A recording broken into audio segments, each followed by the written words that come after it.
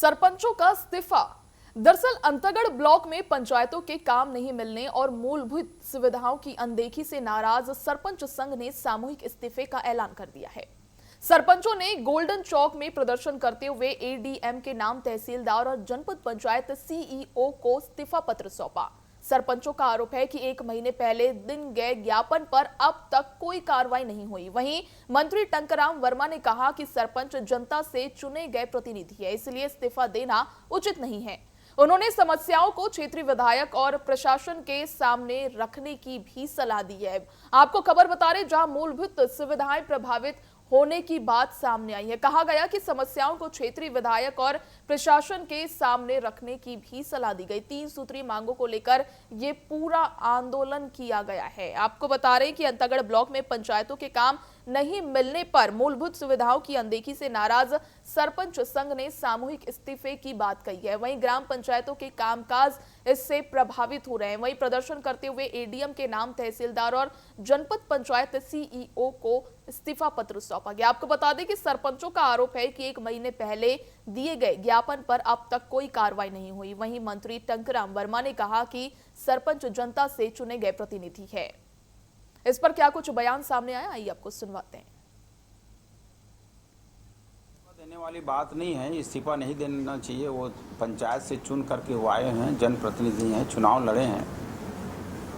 यदि कोई ऐसे बात है तो अपने संबंधित जो क्षेत्रीय विधायक हैं उनसे संपर्क करना चाहिए, बात को रखना चाहिए। पंचायत मंत्री से बात रखना चाहिए, पंचायत के चुने हुए प्रतिनिधि है कि उनको क्या दिक्कत आ रही है, और अपने हिसाब से एक तरफा इस्तीफे की बात करना या इस्तीफा देना मुझको लगता है कि उचित नहीं है। एक बार अपनी बात को उचित जगह में रखना चाहिए।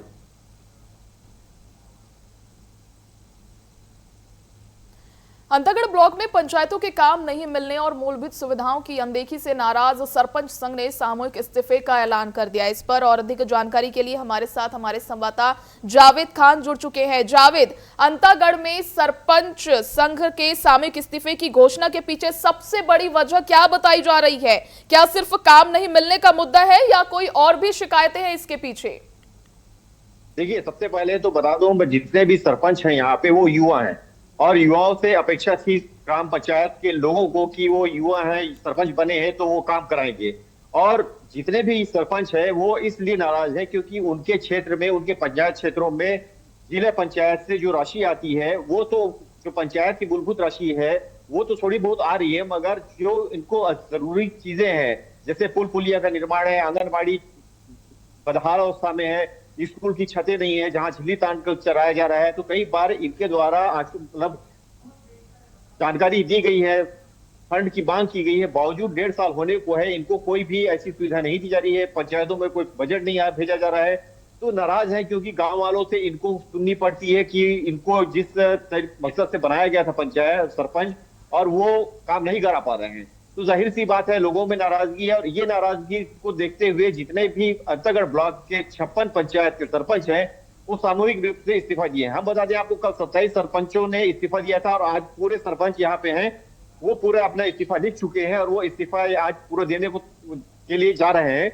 तो ये बहुत, छत्तीसगढ़ के मामले की अगर बात करें तो बहुत बड़ी बात है, क्योंकि इस तरीके के मामले बहुत कम देखने को मिलते हैं जहां पूरे ब्लॉक के सरपंच एक साथ सामूहिक रूप से इस्तीफा देने को मतलब सामने आ रहे हैं। तो कहीं ना कहीं शासन प्रशासन की लापरवाही भी देखी जा सकती है। साथ में जो यहाँ के सांसद है, विधायक है, उनको भी इनसे आकर मिलना चाहिए, वो इस तरह से कहीं पहल नहीं कर रहे हैं।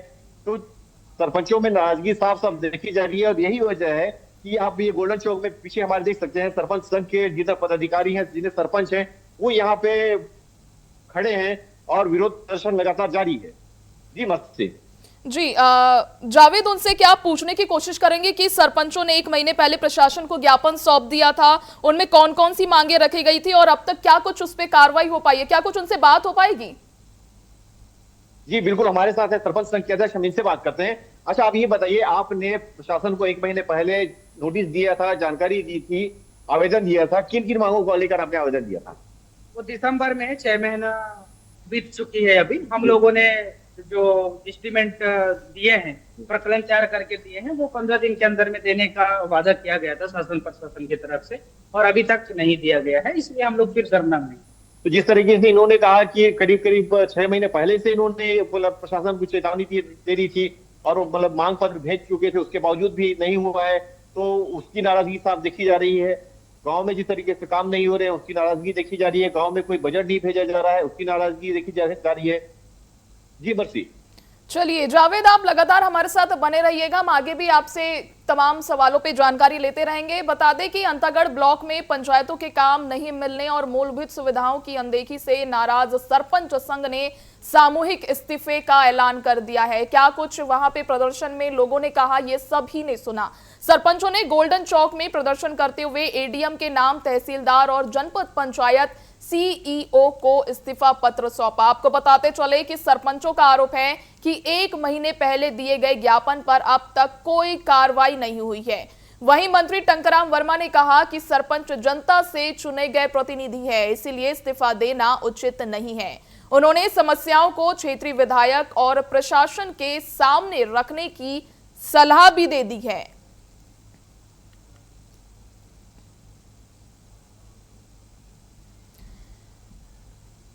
इस पर पूर्व विधायक श्री चंद सुंदरानी जी हमारे साथ जुड़ चुके हैं भाजपा से। सुंदरानी जी, सरपंचों का कहना है कि उन्हें काम नहीं मिल रहा है, गांव में विकास प्रभावित है, क्या सरकार इस नाराजगी को गंभीरता से ले रही है? नहीं, निश्चित रूप से सरकार गंभीर है। सरकार विकास की दिशा में बहुत आगे बढ़ रही है। अगर सरपंचों की कोई निजी कोई समस्या है या विकास को लेकर कोई बात करनी है तो प्रशासनिक अधिकारियों से बात करें, विधायक से बात करें, प्रभारी मंत्री से बात करें। इस्तीफा कोई समाधान नहीं है। जनता के चुने हुए प्रतिनिधि है, जनता के प्रति वो उत्तरदायी है।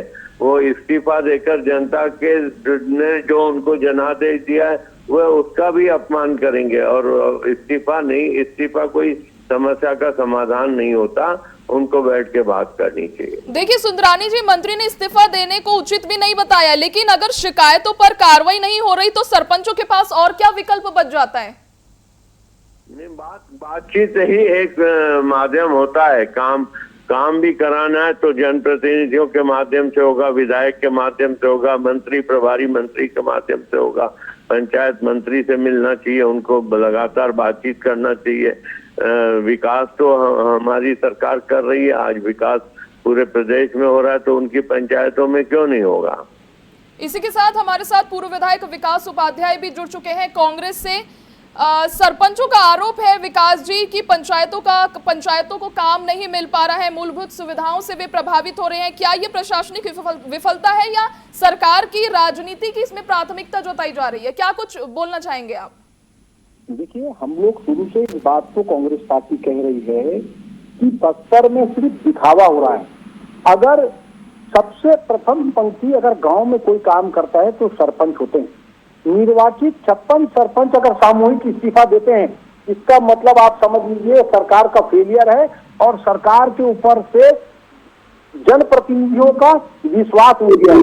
भारतीय जनता पार्टी बड़ी बड़ी बात करती है बस्तर को लेके, अंतागढ़ को लेके, लेकिन सच्चाई धरातल क्या है? इससे पहले भी कई बार डिबेट में, कई बार अपने वक्तव्य में कांग्रेस के हर नेता ने इस बात का आरोप लगाया है और वो आरोप आज इनके 56 सरपंचों के सामूहिक इस्तीफे से वो बयान अब स्पष्ट हो गया कि भारतीय जनता पार्टी की सरकार बस्तर जैसे क्षेत्रों में जहां गृह मंत्री आते हैं, जहां मुख्यमंत्री कई बार जाते हैं, यहां तक तो मैं इस बात को भी कहूंगा कि पंचायत मंत्री जो डिप्टी सीएम है तत्काल अपने पद से इस्तीफा देना चाहिए।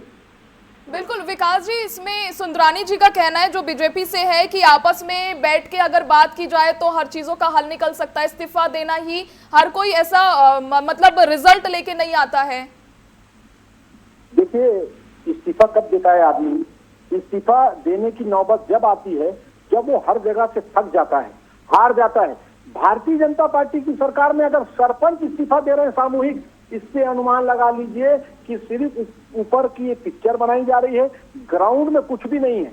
जो सरपंच, 1 सरपंच, 2 सरपंच, 5 सरपंच नहीं, 56 सरपंचों ने सामूहिक इस्तीफा दिया है। इससे आप अनुमान लगा लीजिए कि भारतीय जनता पार्टी की स्थिति बस से बस्तर और ये जो सरकार चलाने की बात करते हैं, अभी सुशासन की हार चल रहा है। ये सुशासन के बड़े बड़े होर्डिंग्स लगाते हैं, बड़े बड़े विज्ञापन करते हैं, लेकिन ये 56 इस्तीफे से इनकी पोल खुल गई, फांडा फूट गया। जी सुंदरानी जी, विकास जी बोल रहे हैं कि भाजपा कोई कार्य नहीं कर रही है, सरकार देख रही है, ये कहीं ना कहीं उनकी राजनीति है। क्या पंचायतों को योजना और बजट आवंटन में कहीं प्रशासनिक स्तर पर बाधाएं आ रही है? नहीं, कोई बाधा नहीं है। पंचायत स्तर पे बिल्कुल फंड की व्यवस्था की जा रही है, विकास को अंजाम दिया जा रहा है। कांग्रेस पार्टी को तो आरोप लगाना है, वो विपक्ष में है, उनका काम ही यही है कि सरकार को हमेशा कटघरे में खड़ा करना, चाहे मुद्दा सही हो या गलत हो। विकास भाई पूर्व विधायक हैं, उन्होंने देखा है कि किस प्रकार से काम होते हैं, कि जनता को की सुविधाओं के लिए जनप्रतिनिधि हमेशा तत्पर रहते हैं। तत्पर रहना चाहिए। कई बार अपेक्षित काम नहीं हो पाते, कई बार बहुत अधिक काम हो जाते हैं। अगर कहीं पे कोई बात है तो बैठ के बात करना चाहिए। बिल्कुल। विकास जी, मैं आपके पास आना चाहूंगी और पूछना चाहूंगी कि यदि आपकी पार्टी सत्ता में होती तो पंचायतों को काम और संसाधन देने के लिए आप पहला फैसला क्या उठाते, क्या फैसला होता? देखिए, मैंने पहले भी कहा, कोई अच्छी सरकार को अगर चलना है, कोई अच्छी सरकार चलती है तो जनप्रतिनिधियों के सलाह मशवरे उनकी राय से चलती है, और उस पर उसको इम्प्लीमेंट करने का भी काम सरकार का होता है। अगर सरकार उस काम को इम्प्लीमेंट नहीं कर रही है तब आक्रोश पनपता है, और आक्रोश इस्तीफे के रूप में निकल कर आता है। भारतीय जनता पार्टी की सरकार ने बस्तर में बहुत फोकस किया। फोकस की बात करते हैं, नक्सलिज्म खत्म हो जाएगा की बात करते हैं, अब रोजगार खुलेंगे, लोगों को गाय मिलेगी, लोगों के घर में ये होगा। भारतीय जनता पार्टी की ये तमाम चीजें सिर्फ किताबों में हैं। धरातल पर भारतीय जनता पार्टी की कोई स्थिति बेहतर नहीं। अगर बस्तर जैसे क्षेत्र में, अंतागढ़ जैसे क्षेत्र में, जहाँ एक सरपंच अपने आप में एक महत्वपूर्ण अंग होता है, अगर वो इस्तीफा दे रहे हैं तो इससे आप समझ लीजिए भारतीय जनता पार्टी कुछ भी बोल दे, हम विपक्ष में हैं, हम विरोध करते हैं, हम जो उचित नहीं होगा उसका डटकर विरोध करते हैं। सरकार का कोई अच्छा काम है तो उसकी सराहना भी कांग्रेस पार्टी करती है। लेकिन जिस प्रकार से ये इस्तीफा तो आज हुआ है, लेकिन कांग्रेस पार्टी तो पिछले कई दिनों से बोल रही है, अमित शाह जी कितने बार आए, कोई भी आर्थिक पैकेज चाहे शिक्षा में चाहे स्वास्थ्य में बस्तर को दिया क्या? आकर सिर्फ कुछ चुनिंदा उद्योगपतियों को फायदा पहुंचाने के लिए बैठकों को ले रहे हैं। वहां के जल जंगल जमीन से वहां के जो मूल निवासी हैं उनको बेदखल करने की स्थिति बननी है। क्या वो जल जंगल जमीन उन उद्योगपतियों को रास्ता साफ करके देना चाहते हैं? ये बहुत प्रकार की चीजें हैं। मैंने पहले भी कहा था, जब भारतीय जनता पार्टी नक्सलिज्म खत्म होने की बात कर रही थी, नक्सलाइट खत्म हो गए इसकी बात कर रही थी, तो हमने कहा था ये दिल्ली में बैठकर या छत्तीसगढ़ में बैठकर पता नहीं, रायपुर में बैठकर पता नहीं चलेगा, दिल्ली में बैठकर पता नहीं चलेगा, ये तो आपको जमीन में जाना पड़ेगा। बस्तर के लोग अगर कह दें कि नक्सलिज्म खत्म हो गया, नक्सलाइट खत्म हो गए हैं, उनकी विचारधारा खत्म हो चुकी है, तब उस बात को मानना। लेकिन इससे स्पष्ट हो चुका है कि भारतीय जनता पार्टी बस्तर के साथ या अंतागढ़ के साथ या उस पूरे क्षेत्र के साथ क्या करना चाहती है।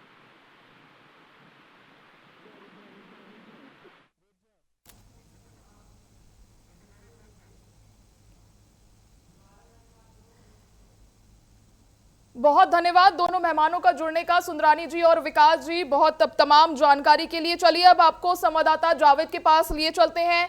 जावेद, अभी हमारे साथ बीजेपी कांग्रेस दोनों पक्ष सामने रखे गए थे। वहीं बीजेपी कह रहा है कि इस्तीफा देना कोई सॉल्यूशन नहीं है, वहीं कांग्रेस कह रहा है कि इस्तीफा नहीं देंगे तो और सरपंचों के पास विकल्प क्या बच जाता है।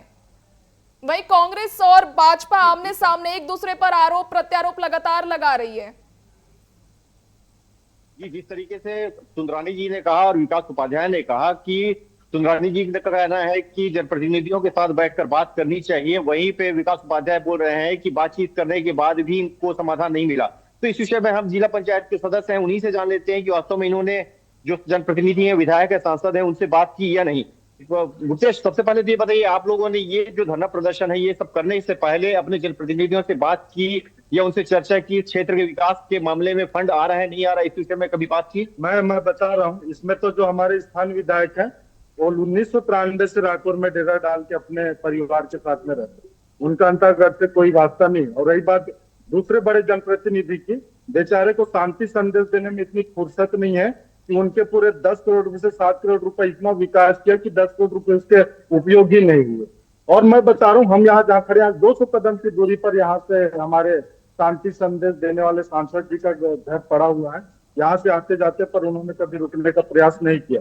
और जो तीसरी बात यह है कि सरकार के जो मुफ्तखोरी के जो योजना चल रहे हैं ना, ये सरकार अपने घर से, अपने जेब से तो नहीं दे रही है। ये कहीं ना कहीं जो हम कर के रूप में जो पटा रहे हैं, उस पैसे को ये मुफ्तखोरी में सत्ता में बने रहने के लिए अय्यासी का अड्डा कर रहे हैं। तो अब इसी चक्कर में हमारे गांव के काम नहीं हो रहे।